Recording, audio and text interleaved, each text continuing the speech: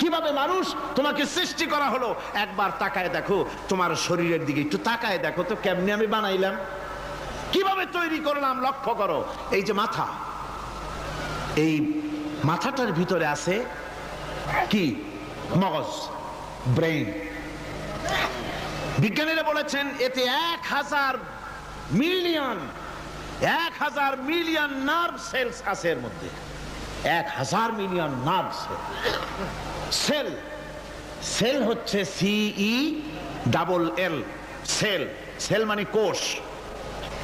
এই 1000 অনুভূতি কোষ, 1000 মিলিয়ন অনুভূতি কোষ রয়েছে মাথার ভেতরে।